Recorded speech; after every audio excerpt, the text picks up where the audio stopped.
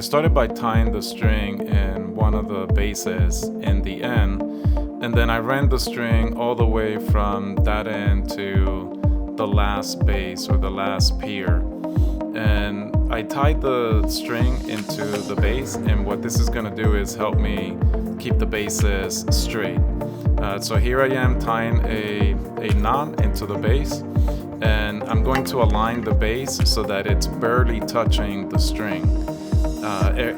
It's not even touching the string. You could even see some daylight between the string and the base. And this is just so that you don't end up pushing the string. If you push the string with the metal, then it's going to get out of whack. So you want to make sure that you're not touching the string, but it's super close to the string.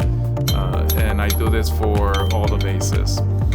So I'm tapping them here to make sure that I'm completely aligned before I go too strong on tying the bases, and then I go to the end of the other road and I'm doing the same thing on the base. This is the first one that I tie the knot, and here I am again tying the bolts. Again, making sure that the metal it's not pushing the string, and once I have the two ends, then I'll go in the middle and I'll tie the two center bases.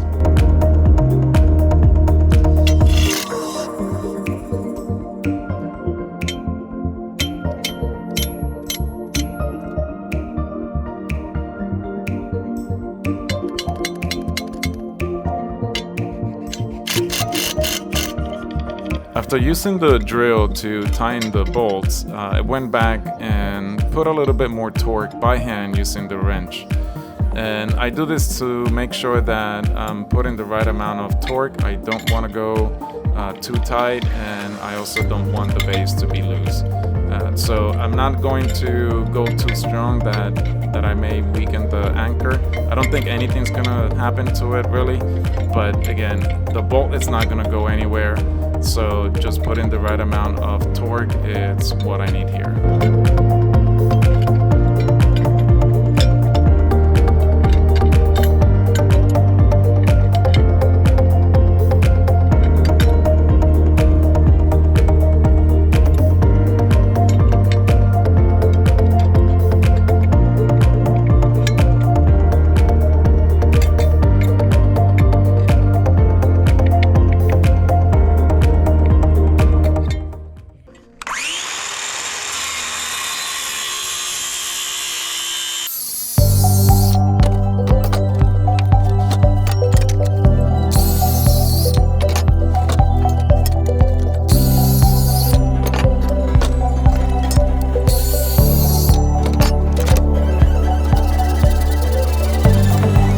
After I cut the post to length, then I go back and I notch where I'm placing the two 2x12s, and I'm cutting 11.5 and 3 inches deep.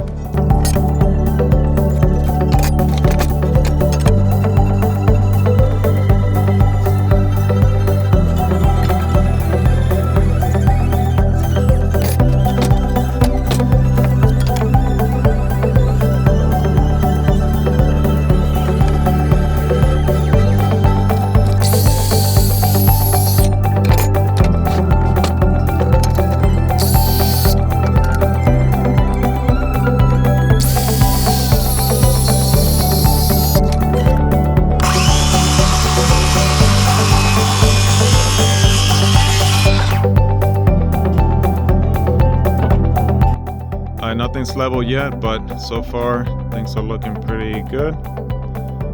Once we get them all level, we'll put all the anchors, all the bolts on the bottom. We're going with screws instead of nails, just to make it a little bit easier. And we have all the posts already dry fit and into place, and now we just have to again level them, anchor them, and then we can just start putting the girders on top. We pre-cut a few of the boards for blocking, and then we got started with the floor. So we're slowly but surely we're getting there. We have a few up, but we still got a long way to go. So this is my go-to framing gun. It's a Porter Cable air gun, and I think I had this. It has to be over 20 years.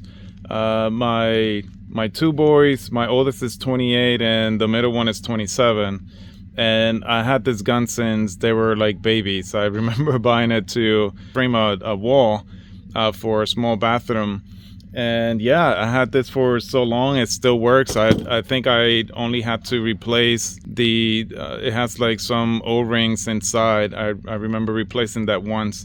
But yeah, this thing is still working like if it was new. And I definitely prefer it than using the cordless one. The only problem is that I need to run the compressor, and right now we're using a solar generator, and I'm not generating enough power because it's just been super cloudy. It's been raining for almost like the entire week, so I don't have a lot of juice, but I was able to use it yesterday and it works a lot faster. But I may need to switch to the battery power one for today because it's very cloudy.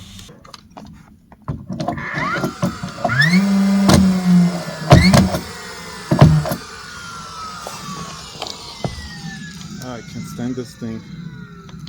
We're using this cordless nail gun, framing nail gun from DeWalt, and I have the Power Stack battery. It nails okay, but I'm not sure what am I doing. Maybe it's a user error, but sometimes it just doesn't want to shoot a nail. It'll do that, but then it won't shoot. So not sure what it is, but other than that, it's working pretty good. It's nice to be able to have something that it doesn't have the cord. Although I still prefer having the air gun. That's my go-to. So just a quick summary on what we're doing with the post. So after we completed pouring the piers, then we used these Simpson bases, and these are the beefy ones. They're not cheap. I think they were a little bit over $50. Don't get them confused with the other ones. There's some that are just a little bit thinner, and I don't think that they're meant for uplift. So these are the ones you want. These posts are 6x6 treated wood, and then we used 2x12s, and then we tie them with some GRK. I think they're GRK screws into the post, and then I also nailed every 12 inches going this way. I only did 2 nails going that way, but about 12 inches apart, even a little bit closer.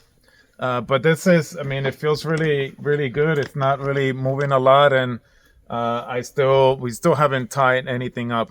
So I think that once we put the beams going across, then everything is going to get even a little bit more sturdier.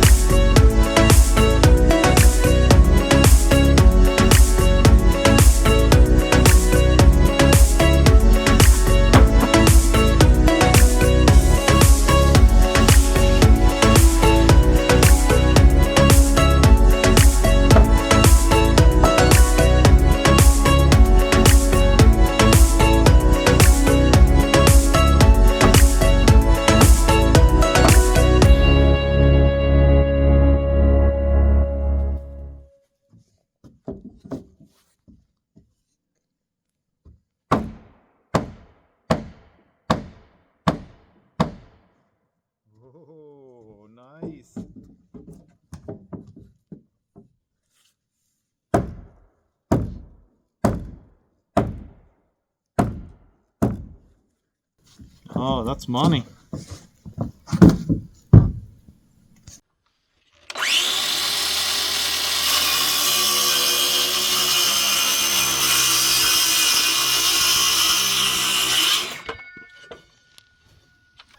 All right, we completed installing all the beams or joists, whatever you want to call them.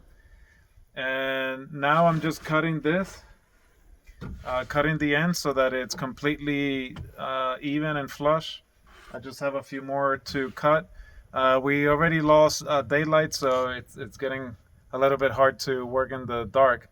But we're just trying to push it so that we can get this floor done. But we're getting there. All right, we just finished completing the floor.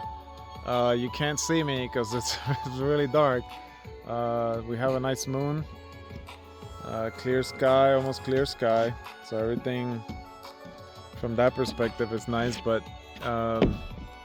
yeah, it's pitch black. But we just finished the floor, and man, it kicked our butts. But we're glad we're done. All right, thank you for watching. See you on the next one.